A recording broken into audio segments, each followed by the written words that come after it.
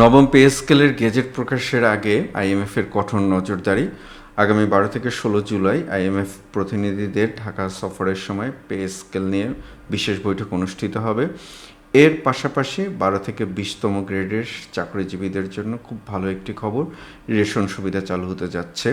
Pay scale নিয়ে আরও কিছু তথ্য, কবে নাগাদ গেজেট প্রকাশিত হতে পারে, বেতন কাঠামো কীরকম হতে পারে এবং বেতন কত বৃদ্ধি পেতে পারে।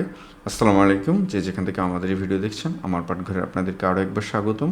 পে স্কেল নামা, পে স্কেল নিয়ে আলোচনা। গতকালকে আমরা একটি আপডেট দিয়েছিলাম আপনাদেরকে। আইএমএফ তাদের অতসী কাচের নিচে পে স্কেলকে রেখেছে, অর্থাৎ পে স্কেল নিয়ে তারা বিস্তারিত তথ্য চাচ্ছে পে স্কেলের অর্থ সংস্থান থেকে সার্বিক সবগুলো বিষয় নিয়ে। যারা বিষয়টি বুঝতে পেরেছেন যে এই বিষয়টি কতটুকু গুরুত্বপূর্ণ, তারা মন্তব্য করেছেন এবং কিছু কিছু লোক উইথ ডিউ রেসপেক্ট, অবশ্য তারা রেসপেক্টারও প্রাপ্য নন, মানে আমি তাদেরকে সম্বোধন করছি না আর কোনো কিছু।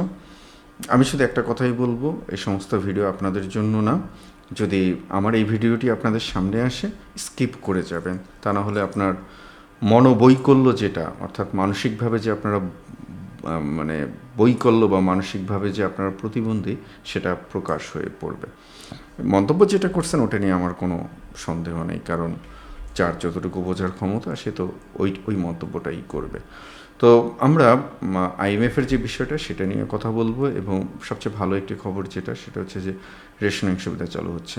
আমি পে স্কেল নিয়ে যখন প্রথম দিকে ভিডিওগুলো যখন করি, সেই ভিডিওগুলোতে আমি বারবার বলছিলাম যে আমাদের বাজার ব্যবস্থা যেটা, সেই বাজার ব্যবস্থা যে অসহনীয় পর্যায়ে চলে যায়, এবং সার্বিকভাবে আমরা সিন্ডিকেট থেকে শুরু করে যে সমস্ত বিষয়গুলো আলোচনা করি, সে সমস্ত বিষয়গুলোকে নিয়ন্ত্রণ করার জন্য একটি কার্যকর পদক্ষেপ হতে পারে সরকারি কর্মচারীদের জন্য রেশনিং সুবিধা চালু করা। অবশেষে সেটা নিয়ে কথা হচ্ছে। এখন প্রশ্ন হতে পারে এই পে স্কেল থেকে এটি চালু হবে কিনা। আমি ঠিক জানি না এই পে স্কেল থেকে এটি চালু হবে কিনা, কিন্তু যেহেতু আলোচনা হচ্ছে, ইনশাল্লাহ আমি আশাবাদী হয়তোবা ভালো কিছু হবে। তো পে স্কেল নিয়ে যে আপডেটগুলো আছে সেই আপডেটগুলো একটু দেখিয়ে আসি। তো আপডেটগুলোতে যাওয়ার আগে অনুরোধ করবো, যারা এখন পর্যন্ত আমাদের চ্যানেলটিকে সাবস্ক্রাইব করেনি, এই ফাঁকে আমাদের চ্যানেলটিকে সাবস্ক্রাইব করে ফেলুন। নবম পে স্কেল ও আইএমএফের করা নজরদারি। $450 থেকে $500 কোটি নতুন ঋণ অনুমোদনের শর্ত হিসেবে নবম পে স্কেল বাস্তবায়নের বিপুল অর্থের উৎস এবং সামষ্টিক অর্থনীতিতে এর প্রভাবের বিস্তারিত ব্যাখ্যা চেয়েছে আইএমএফ। 12 থেকে 16 জুলাই ঢাকা সফরে এ নিয়ে বিশেষ বৈঠক হবে। আইএমএফের একটি উচ্চ পর্যায়ের প্রতিনিধি দল বাংলাদেশে আসছেন। তারা যে $450 থেকে $500 কোটি যে ঋণ অনুমোদন করবেন, তার বিস্তারিত বিষয়গুলো নিয়ে আলোচনা করবেন। পত্রিকাতে আমি যতটুকু জেনেছি 2টি বৈঠক হবে। এর ভিতরে একটি বৈঠক শুধুমাত্র পে স্কেলের জন্য নির্ধারিত থাকবে। আমি মনে করি যে যারা পে স্কেল নিয়ে ন্যূনতম জ্ঞান যাদের আছে, যারা বোঝেন, তারা ইতিমধ্যে বুঝতে পারছেন যে আমরা কোন হতাশার কথা বলছি বা আমরা কোন জায়গা থেকে ভীতি নিয়ে কথা বলছি। গাধাদের জন্য এই আলোচনা না, কথাটা আমি না বলে পারলাম না, যে এই আলোচনাটা না গাধাদের জন্য, গাধারা দূরে থাকুন। কারণ বিষয়টা হচ্ছে যে দেখুন, আমরা যেটা জানি আমাদের ঘাটতি বাজেট, এবং গত কয়েক বছর ধরে আমাদের অর্থনীতির সবগুলো সূচক নিম্নগামী।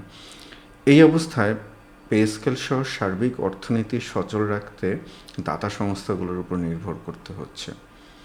তো সরকার সেখানে চেষ্টা করছে অর্থনীতিতে যে গভীর দুর্দশা এবং অর্থনীতিতে যে মানে কি বলবো, যে একটি নজিরবিহীন একটি লঙ্কাকাণ্ড বা বিপর্যয় ঘটে গিয়েছে, সেখান থেকে সব কিছু এসে স্বাভাবিক করা। এর মধ্যে এসে ওই সময়গুলোর বা ওই সরকারগুলোর ব্যর্থতার কারণে পে স্কেল দেওয়া হয়নি, সেটা এখন এসে বাস্তবায়নের জন্য কথা হচ্ছে। এই অবস্থায় অর্থ সংস্থানের জন্য সরকার যখন দাতা সংস্থাগুলোর সাথে যোগাযোগ করছে, কারণ মধ্যে কথা হচ্ছে পে স্কেল বলতে তো আপনারা টাকা বোঝেন বা অর্থ বোঝেন, সেটা তো লাগবে আপনাদের কাছে। পে স্কেল মানেই তো শুধু টাকা, সেটা তো লাগবে। তো সেটা সংস্থান করতে গিয়ে সরকার স্বাভাবিকভাবেই দাতাদের সাথে যখন কথা বলবে, দাতাদের বিভিন্ন শর্ত থাকবে। আর দাতা বলতে সবচেয়ে বড় দাতা তো আইএমএফ এবং বিশ্বব্যাংক, এরাই তো। সেইখানে দাতারা তো এই সমস্ত বিষয়ে কথা বলতে পারে। কিন্তু এখন প্রশ্ন হচ্ছে যে যদি দাতারা পে স্কেলের পক্ষে যদি থাকেন, তাহলে তো সেটা আমাদের জন্য খুব ভালো। কিন্তু দাতারা যদি পে স্কেলের বিপরীতে দাঁড়িয়ে যান, কারণ আমি সবসময় বলেছি যে একটি প্রতিক্রিয়াশীল অংশ আছে। আপনারা যারা এই বিষয়টা বুঝেছেন, গতকালকে কমেন্ট করেছেন, আমি আপনাদের কমেন্টগুলো দেখেছি, কিন্তু দুঃখিত। তো ওই জায়গাতে যদি এরকম একটি বড় একটি সংস্থা যদি কোনোভাবে পে স্কেলের বিপরীতে যায়, অর্থাৎ যে প্রতিক্রিয়াশীল অংশ আছে সেই প্রতিক্রিয়াশীল অংশগুলো যদি আইএমএফকে এই পে স্কেলের বিপরীতে দাঁড় করিয়ে দেয়, তাহলে এই পে স্কেলের সার্বিক বিষয়টা আরও জটিল হয়ে উঠবে। মানে এটাই আমি বলতে চেয়েছিলাম, এবং যারা এই বিষয়গুলো বোঝেন তারা এভাবেই কথা বলছেন, আমার মতো করেই কথা বলছেন, কারণ এটা বলাটা উচিত বা এটা বলাটাই স্বাভাবিক। এখন বাকি যে আলোচনাগুলো আছে, বেতন কাঠামো এবং ইনক্রিমেন্টে বড় পরিবর্তন, এগুলোকে তুলে রাখলাম, কারণ এখন আমাদের মূল যে বিষয়টা হচ্ছে যে আইএমএফের যে এই বিষয়ে পে স্কেলের বিষয়ে তাদের মনোভাব কী, আমরা সেটা বোঝার চেষ্টা করছি। কারণ আইএমএফ যদি আরও কঠিন শর্ত দেয়, সেক্ষেত্রে আমরা পে স্কেলের যে বৃদ্ধি আশা করছি সে বৃদ্ধিটা কমে যেতে পারে, অথবা এর থেকে আরও ভিন্ন কিছু ঘটতে পারে। তো সুতরাং সেদিকে আমাদের একটি নজর থাকবে অবশ্যই, এবং সে বিষয়ে বিস্তারিত আপডেট আপনাদেরকে দেওয়ার চেষ্টা করব। তো এর পাশাপাশি চলে আসি বেতন কাঠামো ইনক্রিমেন্টে বড় পরিবর্তন, এগুলো নিয়ে আমি যে আগের যে কথাগুলো আছে ওগুলোই, নতুন করে আর কথা বলবো না। 12 থেকে 20তম গ্রেডের জন্য রেশন সুবিধা, যেটা নিয়ে আমরা শুরুতে কথা বলেছিলাম, যে দ্রব্যমূল্যের ঊর্ধ্বগতি নিম্ন ও মধ্যম আয়ের কর্মচারীদের আর্থিক চাপ এবং দুর্নীতি প্রবণতা কমাতে সাধারণ সিভিল প্রশাসনে 12 থেকে 20তম গ্রেডের কর্মচারীদের সুলভ মূল্যে রেশন সুবিধা দেওয়ার নীতিগত সিদ্ধান্ত হয়েছে। অর্থ এবং মন্ত্রিপরিষদ বিভাগ এতে নীতিগত সম্মতি দিয়েছেন। অর্থ বিভাগ প্রতি মাসের 10 তারিখের মধ্যে প্রতি মাসের 10 তারিখের মধ্যে এর অগ্রগতির প্রতিবেদন জমা দেবে এবং প্রতি 3 মাস পর পর্যালোচনা বৈঠকে বসবে। বেসরকারি চাকরিজীবীদের হতাশা এবং বাজার পরিস্থিতি। আচ্ছা, আমি একটু রেশন সুবিধা নিয়ে আরেকটু বলে আসি। রেশন সুবিধাটা হচ্ছে মূলত এখানে দুইটা বিষয় হয়। একটা বিষয় হচ্ছে যে বাজার যে ব্যবস্থা, সেই বাজার ব্যবস্থা নিয়ন্ত্রণ করা সহজ হয় সরকারের পক্ষে, কারণ তখন এই দেশে যে আমরা সব মিলিয়ে প্রায় 15 থেকে 20 লাখের মতো সরকারি কর্মকর্তা বা কর্মচারীরা আছেন, তার একটি বড় অংশ হচ্ছেন 12 থেকে 20তম গ্রেডের মধ্যে। তো ফলশ্রুতিতে যেটা হবে যে বাজার ব্যবস্থার যে নিয়ন্ত্রণটা, সেই নিয়ন্ত্রণটা একটু সরকারের হাতে থাকবে, কারণ যেহেতু সরকার নির্ধারিত দামে রেশনিং সুবিধাটা দেওয়া হবে, ফলশ্রুতিতে সিন্ডিকেটের যে প্রবণতা বা বাজার ব্যবস্থার যে প্রবণতাটা, সে প্রবণতাটা এখন একচেটিয়াভাবে যেরকম মনোপলি সৃষ্টি করছে, হয়তো সেটা সৃষ্টি করতে পারবে না। আর 2 নম্বর আরেকটি বিষয় হচ্ছে এই যে নিম্ন আয়ের সরকারি কর্মচারীরা যারা আছেন, দেখা যায় যে আমাদের বাজার ব্যবস্থায় দর যেটা বা বাজার দর যেটা, সেটা তো স্থির থাকে না। ফলশ্রুতিতে যে নিয়মিতভাবে বা গুরুত্বপূর্ণ যে পণ্যগুলো, আমাদের ভোগ্য পণ্যগুলো দরকার পড়ে, এর ভিতরে চাল, ডাল, তেল, অন্য কিছু যুক্ত হবে কিনা জানি না, চিনি, এর সাথে হয়তো বা যেগুলো আমরা মশলা বলি, মশলা অর্থাৎ পেঁয়াজ রসুন যুক্ত হবে কিনা আমি জানি না, সাধারণত এগুলো যুক্ত থাকে না।